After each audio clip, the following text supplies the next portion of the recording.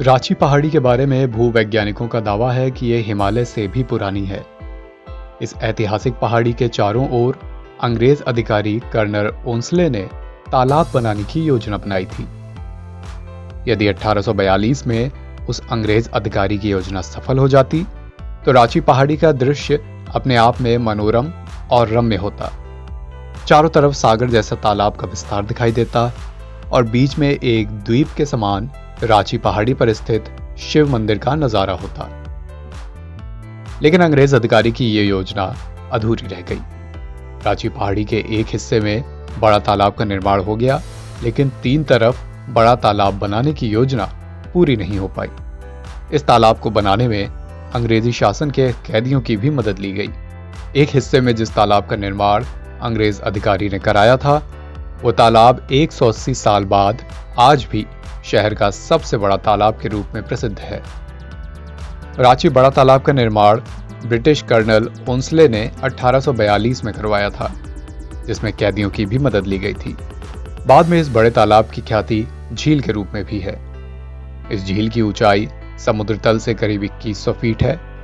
बताया जाता है कि अंग्रेजी शासन में सारे कैदियों को सुबह में भोजन देने के बाद झील की खुदाई के लिए लाया जाता था और शाम में काम खत्म होने के बाद ही उन्हें दोबारा भोजन मिलता था।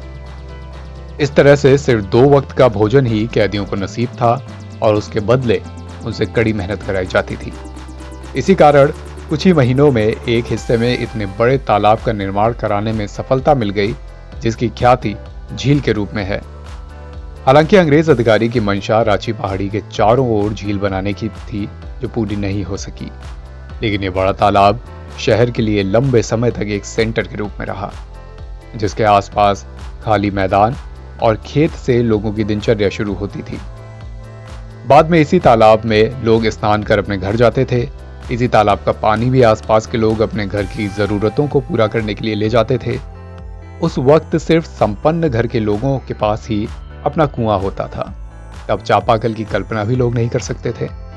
नदी, तालाब और खेत में जमे पानी से ही सारी जरूरतें पूरी होती थीं। बाद में आम लोगों की सुविधा के लिए रांची झील के एक हिस्से में पालकोट राज के नागवंशी शासन कुंवर श्रीनाथ शाहदेव ने 1945 में कराया था। 2-4 साल नहीं बल्कि 150 साल से अधिक समय तक रांची के जीवन में बड़े तालाब का महत्वपूर्ण स्थान रहा। पहले हरमू शमशान घाट में शवदाह करने के बाद लोग अनिवार्यतः इस तालाब में स्नान करने के बाद ही अपने अपने घरों को जाते थे। ये तालाब इतना बड़ा और विस्तृत है कि किसी भी दिशा की ओर जाने वाले व्यक्ति को यहाँ से स्नान करके अपने घर जाने में कोई सुविधा भी नहीं होती थी। इस तालाब के एक किनारे पालकोट राजा की ओर से बनवाया गया पक्का घाट अब भी है, जिसके ऊपर छत भी है।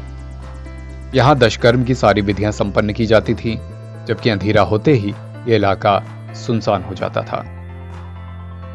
कभी कभी इस तालाब में लाशें भी तैरती हुई दिखाई पड़ जाती थी। 1842 में जब कर्नल ओंसले ने बड़ा तालाब निर्माण की योजना बनाई, उस वक्त तक रांची शहर का नाम अस्तित्व में नहीं था। पहाड़ी को लोग रिची पहाड़ी के रूप में जानते थे।